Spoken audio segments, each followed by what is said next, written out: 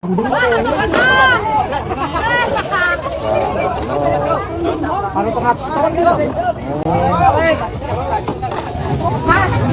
ke pada mering totokan kayak nuturin dok ya. Dok semobil guling. Halo kaum intelektual sekalian. Pemerintah di Konoha sibuk korupsi, rakyatnya sibuk menjarah. Menurut saya ini sebuah kolaborasi yang sangat-sangat mematikan ya. Jadi baru-baru ini ada sebuah kejadian yang menurut saya pribadi itu sangat-sangat luar binasa. Apa itu kejadiannya? Kejadiannya ada truk terguling di Purbalingga, tapi anehnya muatan truk tersebut dijarah, guys. Wow, gila. Bayangkan muatannya dijarah. Telur, guys, ya. Muatan truk tersebut telur dijarah. Aduh, kacau. Emang telur itu mahal enggak kan? Kenapa harus dijarah? Aduh. Ketika saya mendengarkan berita ini, saya nggak habis pikir, guys. Luar biasa. Kok bisa ya warga Konoha seperti itu? Ya, ini sangat-sangat memprihatinkan sekali ya. Akhlaknya di mana gitu? Kita kan katanya negara paling rajin berdoa gitu ya, paling banyak rumah ibadah, ya sedikit-sedikit agama, sedikit-sedikit bawa Tuhan. Tapi ketika truk terguling dijarah, aduh, apa-apaan ini? Sungguh sangat-sangat di luar nurul. Jadi warga Konoha itu sering ngata-ngatain pemerintahannya korup gitu ya. Oh, pemerintah kita jolim gitu ya. Ada orang korupsi, kita teriak-teriak hukum metong, hukum metong. Tapi ada kejadian seperti ini kita jarah. Ini dari sudut pandang edukasi ya. Saya tidak nyuruh yang nonton video untuk menjarah ya. Ini dari sudut pandang edukasi karena ini topik yang paling tidak disukai oleh warga Konoha. Apa itu? Edukasi. Jadi gini ya mohon maaf bagi untuk video ini. Saya harus jujur di sini ya. Ini mungkin akan bikin warga Konoha banyak yang tersinggung, kejang-kejang, kelonjotan berjamaah. Tapi saya harus bongkar sini, saya belak-belakan ya. Apa itu faktanya? Jadi faktanya ternyata ya ada suatu hal rahasia yang selama ini jarang dibongkar. Kenapa kita suka atau kenapa kejadian-kejadian seperti ini terus berulang? Apa itu? Pada faktanya ternyata guys, ya, kalau boleh jujur, kalau saya perhatikan ini menurut data guys ya. Dari zaman dulu ya, zaman kita beragama Hindu-Buddha, Nusantara zaman dulu beragama Hindu-Buddha ya. Kalau dibandingkan dengan zaman sekarang, ya, akhlak kita itu sudah sangat-sangat buruk sekali ya. Kalau zaman Hindu-Buddha itu, ya, akhlaknya 8 atau 9 lah gitu ya, nggak sampai 10. Sekarang ya, 2, 3, 4 ya. Kalau di raport itu sudah merah gitu, sudah berbahaya. Kenapa bisa seperti itu? Ya kalau kita bandingkan dengan zaman era Majapahit gitu atau zaman Hindu-Buddha. Zaman dulu ada seorang raja yang meletakkan emas batangan di jalan raya. Bayangkan. Saya lupa nama rajanya. Ratu bukan raja, sorry ya. Ratu menempatkan ya sengaja ya mengetes masyarakatnya. Ya, ada emas batangan ditaruh di jalan raya gitu. Tahu apa yang terjadi? Apakah emas ini dicuri? Enggak coy. Ya, ini sangat-sangat mind blowing sekali, sangat wadidaw sekali. Emas itu nggak dicuri coy. Kenapa? Karena mereka takut ya mengambil bukan bagian mereka. Ya, bahkan ketika keluarga kerajaan mencuri, raja tidak segan-segan menghukum, bahkan menghukum metong. Jadi itu artinya akhlak kita dari zaman dulu sampai sekarang ini sudah jauh berbeda. Bayangkan ya, emas batangan ditaruh di jalan raya. Zaman dulu, zaman era Hindu-Buddha, gak ada tuh yang ngambil emas. Tapi sekarang ini telur diambil guys. Emang telur bikin kaya? Enggak kan? Ya, zaman dulu emas batangan yang gede ya, segede ini nih, segede ini nih, ya. Emas nggak diambil. Ini berapa kilo? Coba. Bisa kaya raya ya kalau diambil. Tapi zaman sekarang telur diambil coy. Aduh, telurnya udah pada pecah pula ya kan. Aduh. Kacau. Akhlak Konoha itu sudah kacau sekarang. Aduh. Artinya gini ya, kalau kita membangun suatu bangsa itu, kita mulai dari diri sendiri. Ya, jangan sedikit-sedikit menyalahkan pemerintah. Korupsi tidak akan hilang kalau kita mengharapkan pemerintah untuk memberantas korupsi. Enggak, mulai dari diri sendiri. Saya salut dengan orang-orang Bali. Orang Bali itu ya, mohon maaf bagi teman-teman orang Bali ya. Ya, saya ngambil contoh orang Bali ya, bukan berarti saya mengglorifikasi orang Bali ya. Orang Bali ya yang beragama Hindu Bali, mereka kalau melihat ada truk jatuh gitu ya, truk terguling, maka mereka tidak menjarah, mereka membantu tapi tidak mengambil.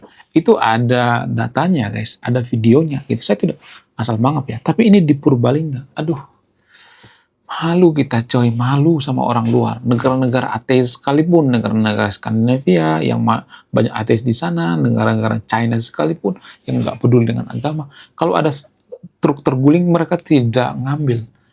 Aduh, betapa bobroknya moral kita. Kita nggak akan bisa jadi negara maju guys kalau kayak gini nih. Ya moralnya dulu diperbaiki. Saya bukan orang suci ya, tapi saya berusaha gitu ya.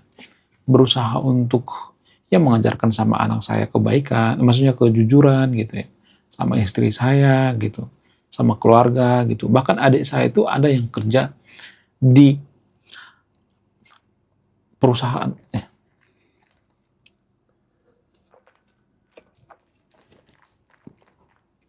cek, PNS di pengadilan negeri. Ya, pengadilan negeri itu kan banyak perputaran duit ya. Saya mengatakan ya ketika dia pertama kali jebol, kalau lu korupsi, gua yang pertama kali ya, bawa lu ke KPK. Gua yang pertama kali penjarain lu. Jangan coba-coba korupsi. Ya, ya itu sudah saya mulai beberapa tahun yang lalu gitu ya, dari diri saya gitu ya. Jadi please lah ya. Ada kejadian seperti ini, aduh, miris banget. Kapan majunya coba negara kita kalau kayak gini terus? Kenapa sih akhlak kita terus makin hari makin bobrok gitu. Padahal zaman Hindu Buddha kita nggak seperti itu. Apa yang salah? Apakah tradisi dalam beragama sekarang ini berbeda dengan zaman dulu gitu? Apakah karena dipengaruhi oleh globalisasi? Apakah dipengaruhi oleh internet? Kenapa gitu? Lalu kalau misalnya ada yang mengatakan pengaruh globalisasi, orang China nggak seperti itu. Ya orang-orang luar nggak seperti itu. Ya negara-negara maju nggak seperti itu. Jepang nggak seperti itu. Lalu kenapa Konoha seperti itu? Itu yang jadi permasalahan. Apa alasannya? Apakah karena kita punya mental miskin? Apakah karena kita itu sudah tidak takut dengan Tuhan sebenarnya? Apa yang jadi permasalahan? Jadi salah satu alasan yang paling mempengaruhi itu karena pemuka agama di Konoha itu gagal mengajarkan kejujuran.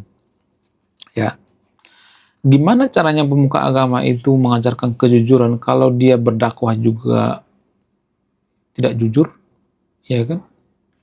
Ya kalau punya simpanan di mana-mana, selingkuh gitu. Ya gimana coba mengajarkan kejujuran? Ya kalau pemuka agama di Konoha itu sedikit-sedikit ya pengen duit gitu ya. Pengen bayaran gitu ya. Enggak semuanya tapi disclaimer on ya. Tapi rata-rata seperti itu ya, pengen duit gitu ya.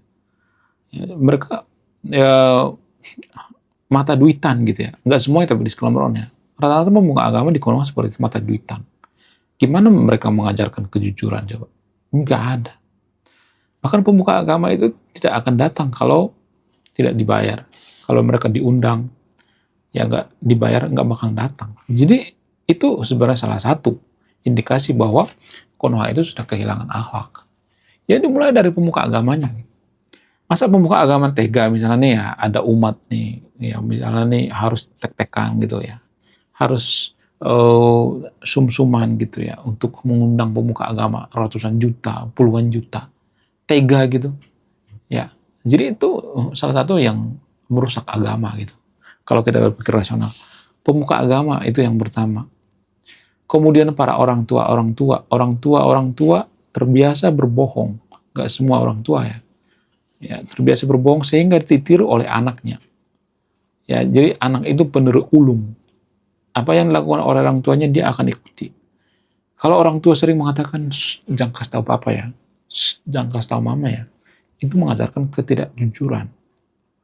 Jadi mulai dari diri sendiri gitu. Gimana kita mengajarkan anak kita kejujuran kalau kita juga tidak jujur? Iya kan? Gimana kita mengajarkan kejujuran umat kalau kita tidak jujur?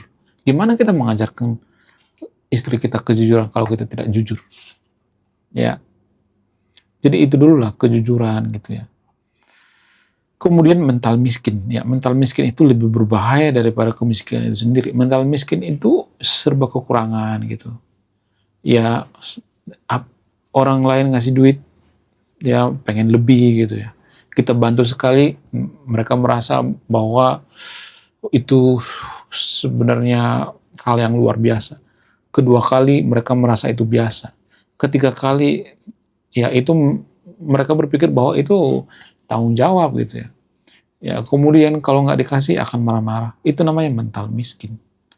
Ya di Konoha ada banyak warga yang bermental miskin. Ini nggak bakal bisa dirubah kalau kita tidak merubahnya. Nggak ada yang akan bisa merubah ini kalau kita tidak merubah. Ya kita mulai dari diri sendiri gitu. Ya mohon maaf ya, saya bukan si paling suci ya. Ya semoga kejadian seperti ini tidak terulang gitu. Ini dari sudut pandang edukasi ya. Saya tidak nyuruh yang nonton video untuk menjarah gitu. Aduh, kacau. Bikin malu gitu. Udah gitu rame-rame lagi coba. Ngaco.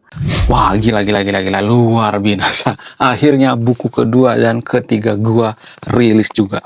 Buku kedua gua ini judulnya Budi Tanpa Pekerti. Dari judulnya sudah menarik. Dan kisah daripada buku ini sangat-sangat dilematis sekali. Di mana karakter dalam buku ini bercerita, ada dua pilihan yang sangat sulit. Yang pertama, ketika seorang tokoh dalam buku ini tidak bawa-bawa agama saat kampanye, maka dia bisa dipastikan kalah.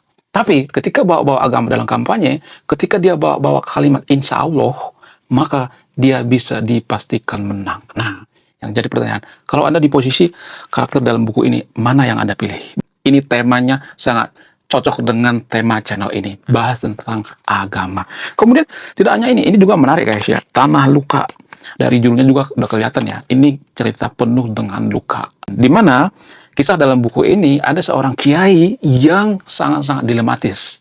Dia bingung memilih antara menyelamatkan hutan atau menyelamatkan 1000 anak yatim.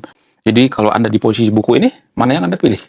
Nah, yang menarik dari kedua buku ini adalah menggunakan sudut pandang sastra Nobel. Kapan lagi ya kan baca buku yang setara dengan buku Nobel. Wow, luar biasa.